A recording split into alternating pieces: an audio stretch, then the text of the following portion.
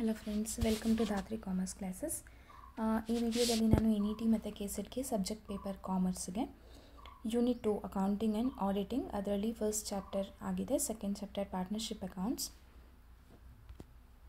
Partnership ಅಕೌಂಟ್ಸಲ್ಲಿ ಏನೇನು ಬರುತ್ತೆ ಅದನ್ನು ಓದಬೇಕಾಗುತ್ತೆ. ಪಾರ್ಟ್ನರ್ಶಿಪ್ ಅಕೌಂಟಲ್ಲಿ ಈ ಚಾಪ್ಟರಲ್ಲಿ ಓದಬೇಕಾಗಿರೋದು introduction of partnership firm, admission of a partner, retirement of a partner, death of a partner, dissolution of a partnership firm, insolvency of partners. ಇದಿಷ್ಟನ್ನು ಓದಬೇಕಾಗುತ್ತೆ. Partnership accounts. Accounting for partnership is just as important as accounting for any other business ಥರನೇ ಇದು accounting for normal partnership firm ಆಗಿರುತ್ತೆ. Like how every business should account its activities and transactions, so should be the partnership firm. But accounting for partnership firm vary from accounting the transaction of any other business firm.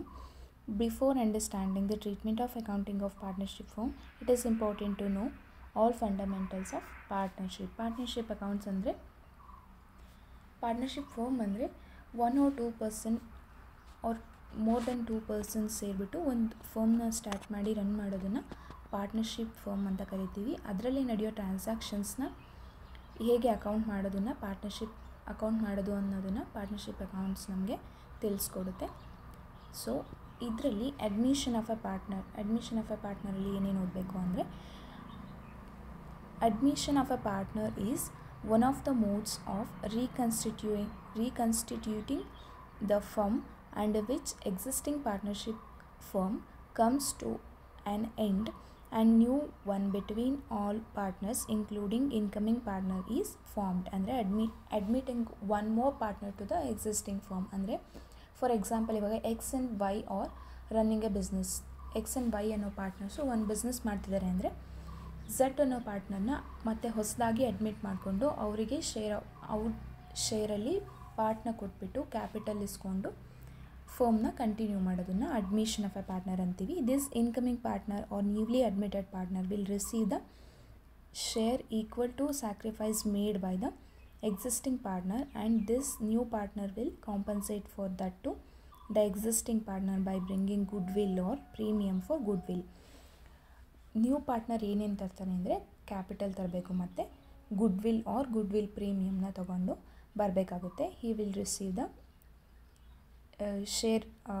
share of profit in the firm by sacrifice made by the existing partners. ಅಂದರೆ admission of a ಪಾರ್ಟ್ನರಲ್ಲಿ ನಮಗೆ ನಾರ್ಮಲಾಗಿ ಎಕ್ಸಾಮಲ್ಲಿ ಕೇಳುವಂಥ questions ಏನಿರುತ್ತೆ ಅಂದರೆ, sacrifice ರೇಷಿಯೋನ find out ಮಾಡೋಕ್ಕೆ ಕೇಳಿರ್ಬೋದು, ಅಥವಾ ನ್ಯೂ ಪ್ರಾಫಿಟ್ ಶೇರಿಂಗ್ ರೇಷಿಯೋನ ಕೇಳೋಕ್ಕೆ ಕ್ವೆಶನ್ಸ್ನ ಕೇಳಿರ್ತಾರೆ. ಅಡ್ಮಿಷನ್ ಆಫ್ ಎ ಪಾರ್ಟ್ನರಲ್ಲಿ ನಾನು gain ratio, sacrifice ratio find out ಮಾಡೋಕ್ಕೆ ಮತ್ತು new profit sharing ratio find out ಮಾಡೋದಕ್ಕೆ ಆಲ್ರೆಡಿ ವೀಡಿಯೋಸ್ ಅಪ್ಲೋಡ್ ಮಾಡಿದ್ದೀನಿ. ನನ್ನ ಚಾನಲ್ಗೆ ಸಬ್ಸ್ಕ್ರೈಬ್ ಆಗಿದ್ದರೆ ಆ ವೀಡಿಯೋಸ್ನ ನೀವು ನೋಡಿ ಕಲಿಬೋದು. Next retirement of a partner. When one or more partner leave the firm and the remaining partners continue to do the business of the firm, it is known as retirement of a partner. For example ಇವಾಗ A, B and C are the partners in a firm. If B retires from the firm, A and C should continue the firm. ಇದನ್ನು ನಾವು retirement of a partner ಅಂತ ಕರಿತೀವಿ.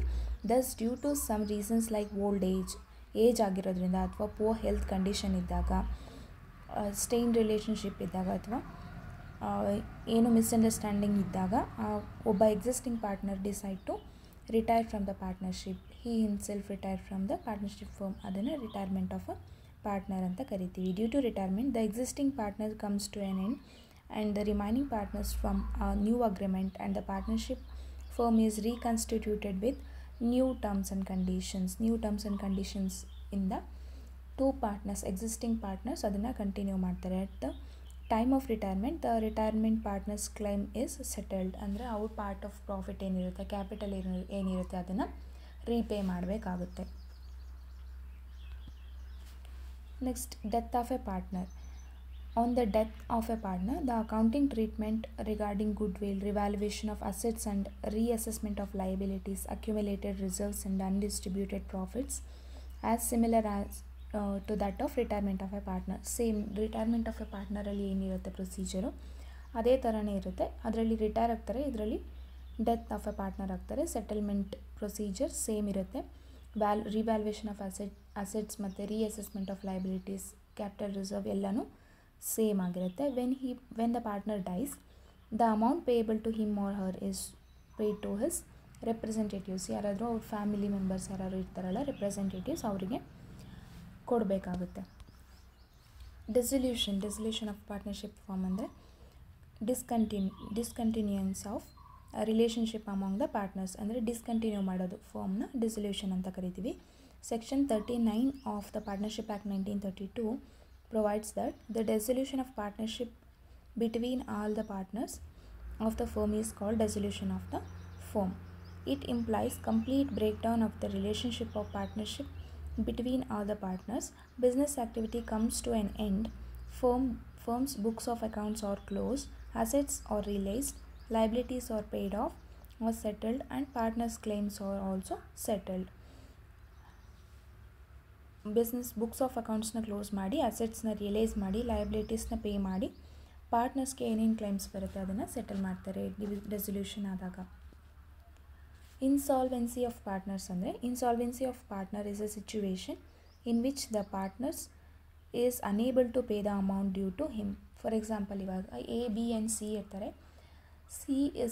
C ಅವ್ರ capital ಅಮೌಂಟ್ನ ಕೂಡ withdraw ಮಾಡಿಕೊಂಡು ಅದನ್ನು ರೀಪೇ ಮಾಡೋಕ್ಕಾಗ್ದಲೇ ಮಿನಿಮಮ್ ಬ್ಯಾಲೆನ್ಸ್ ಏನು ಮೇಂಟೈನ್ ಮಾಡಬೇಕು ಅದನ್ನು ಕೂಡ ಫಾರ್ ಲಾಂಗ್ ಪೀರಿಯಡ್ ಮೇಂಟೈನ್ ಮಾಡೋಕ್ಕಾಗ್ದಲೇ ಇದ್ದರೆ ಅದನ್ನು ಇನ್ಸಾಲ್ವೆನ್ಸಿ ಆಫ್ ಪಾರ್ಟ್ನರ್ ಸಿ ಅಂತ ಕರಿತೀವಿ. ಅದನ್ನು insolvency. When all the adjustment have been made in respect of realisation, profit or loss and accumulated profits or loss etcetera, the capital account of a partner may show a debit balance. ಒಂದು partner balance ಯಾವಾಗಲೂ debit balance ತೋರಿಸ್ತಾ ಇದ್ದರೆ such a partner then is a debtor to the firm. ಅವರು debtor ಆಗ್ತಾರೆ, ಆ ಫರ್ಮಿಗೆ partner ಆಗಿ ಉಳಿಯೋದಿಲ್ಲ. ಅದನ್ನು insolvency of partner. The reason is that the liability of the partner in a partnership firm is unlimited ಆಗಿರುತ್ತೆ. ಸೊ ಅದಕ್ಕೆ ಆ ಪಾರ್ಟ್ನರ್ನ ಇನ್ಸಾಲ್ವೆಂಟ್ ಅಂತ ಡಿಕ್ಲೇರ್ ಮಾಡಿ ಅವ್ರನ್ನ ತೆಗೆದಾಕಬೇಕಾಗುತ್ತೆ ಪಾರ್ಟ್ನರ್ಶಿಪ್ ಫರ್ಮಿಂದ. ಸೊ ಪ್ರೀವಿಯಸ್ ಇಯರ್ ಕ್ವೆಶನ್ ಪೇಪರ್ನ ಇಲ್ಲಿ ನಾನು ಹಾಕಿದ್ದೀನಿ. ಇದರಲ್ಲಿ first question, A and B are partners in a firm sharing profits in the ratio of 3:2. They admitted X as a partner for sharing ratio. So new profit sharing ರೇಷಿಯೋನ ಕೇಳಿದ್ದಾರೆ. ಇದಕ್ಕೆ answer 6:4:5. ಇದನ್ನು ಹೇಗೆ ಫೈಂಡ್ ಔಟ್ ಮಾಡೋದು ಅನ್ನೋದಕ್ಕೆ ನಾನು new profit sharing ರೇಷಿಯೋದು ಒಂದು video upload ಮಾಡಿದ್ದೀನಿ. ಅದನ್ನು ಸರ್ಚ್ ಮಾಡಿದ್ರೆ ನಿಮಗೆ ನನ್ನ ಚಾನಲಲ್ಲಿ ಸಿಗುತ್ತೆ. ಸೊ ಅದನ್ನು ನೋಡಿದ್ರೆ ನೀವು ಈಸಿಯಾಗಿ ಈ ಪ್ರಾಬ್ಲಮ್ ಕೂಡ ಸಾಲ್ವ್ ಮಾಡ್ಕೋಬೋದು. ಸೆಕೆಂಡ್ ಕ್ವೆಶನ್ ಕೂಡ ಸೇಮ್. ಇದರಲ್ಲಿ X ಆ್ಯಂಡ್ Y ಇರ್ತಾರೆ, ಅವ್ರದ್ದು ಶೇರಿಂಗ್ ರೇಷಿಯೋ 7:3 ಇರುತ್ತೆ. Z ಅಡ್ಮಿಟ್ ಆಗಿ ಅವ್ರ ನ್ಯೂ ಶೇರಿಂಗ್ ರೇಷಿಯೋನ ಫೈಂಡ್ ಔಟ್ ಮಾಡಬೇಕಾಗುತ್ತೆ. ಇದಕ್ಕೆ ಆನ್ಸರ್ ಬಂದು 29:11:30. ಸೇಮ್ ಕ್ವೆಶನ್ನ ಇದರಲ್ಲಿ ಕೇಳಿದ್ದಾರೆ. ಥಿಯರಿ ಕ್ವೆಶನ್ಸ್ 3 or 4 ಇದೆ. ಸೊ ಯಾವುದಾದ್ರೂ ಡೌಟ್ ಇದ್ದರೆ ಕಮೆಂಟ್ ಮಾಡಿ. Thank you.